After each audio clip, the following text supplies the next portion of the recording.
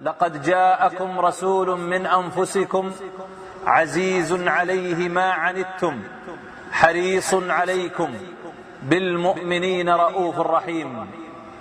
ولقد كان النبي صلى الله عليه وسلم ربما واجه أشد البلاء وأشد المصاب، فكان يصبر على ذلك كله حتى يبلغ دين الله تبارك وتعالى، وحتى يكون ناصحا صادقا أمينا لهذه الأمة، قائما بما أرسله الله عز وجل به إلى الناس كافة. فقضى حياته صلى الله عليه وسلم مرشدا وناصحا ومبينا ومحذرا، يبين للناس طريق الهدى والحق الذي يوصلهم إلى مرضاة الله وجنته، ويحذرهم من طرق الغواية والضلالة والردى التي تودي بهم إلى سخط الله وعقوبته. واستمر صلى الله عليه وسلم على هذا المنهج وهذا المنوال طول حياته إلى اللحظات الأخيرة التي فارق فيها الدنيا وودع الناس، وهو ينصحهم ويحذرهم ويأمرهم بالخير. فكان من آخر ما أوصى به صلى الله عليه وسلم هذه الأمة أن أوصاها بحبل الله المتين، وهو الالتزام بالصلاة.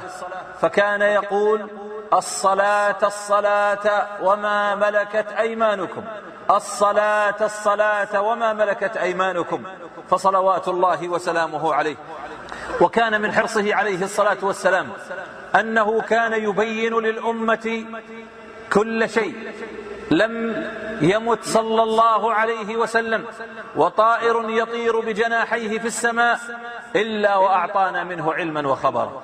حذر الأمة ونبهها وبين لها طريق الحق، حتى إذا التبست عليها الفتن وعظمت وجدت طريق النجاة. يقول عليه الصلاة والسلام: تركتكم على مثل البيضاء ليلها كنهارها لا يزيغ عنها بعدي إلا هالك. فليس لأحد حجة أن يقول: لا أعرف أين طريق الحق والهدى، فهذا الطريق بين واضح، الحق أبلج والباطل لجلج، ودين الله واضح وضوح الشمس في رابعة النهار. ومن جملة ما أخبرنا به نبينا صلى الله عليه وسلم أن الفتن بأنواعها وأشكالها ستهجم على هذه الأمة، ستطيش لها عقول وتزلزل لها قلوب، يلتبس فيها الحق بالباطل حتى يصبح الرجل مؤمنا. لكن ما إن يأتي المساء إلا وقد غير ملته كلها، فخرج من الإسلام كله والعياذ بالله بسبب هذه الفتنة.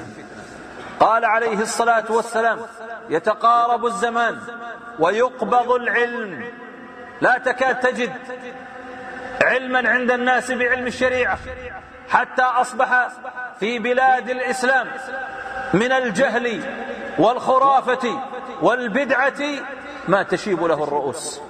يوجد من المسلمين بل ربما في بلادنا من لا يجيد الوضوء ولا الصلاة، وربما لا يعرف قراءة الفاتحة، فضلا عن الأحكام الشرعية الأخرى. يتقارب الزمان ويقبض العلم وتظهر الفتن ويلقى الشح ويكثر الهرج. قالوا: وما الهرج يا رسول الله؟ قال: القتل. هل نحصي عدد من يقتلون؟ ألسنا نسمع الأخبار صباح مساء؟ لا تكاد تمر عليك نشرة أخبار إلا وسمعت بأعداد غفيرة من المسلمين يقتلون في مشارق الأرض ومغاربها، وإلى الله المشتكى. ومن تلك الأحاديث ما ذكرته لنا أم سلمة رضي الله عنها، والحديث في صحيح البخاري، أن النبي صلى الله عليه وسلم قام مرة فزعا وهو يقول: سبحان الله، ماذا أنزل من الفتن، ماذا أنزل الله من الخزائن، من يوقظ صواحب الحجرات؟ يا رب كاسية في الدنيا عارية يوم القيامة. كم من إنسان يعيش في هذه الدنيا مستترا بملابسه، لكنه عار من الإيمان ومن الحياء ومن خوف الله، فيبعث يوم القيامة على أسوأ حال، عافانا الله وإياكم من سوء الحال.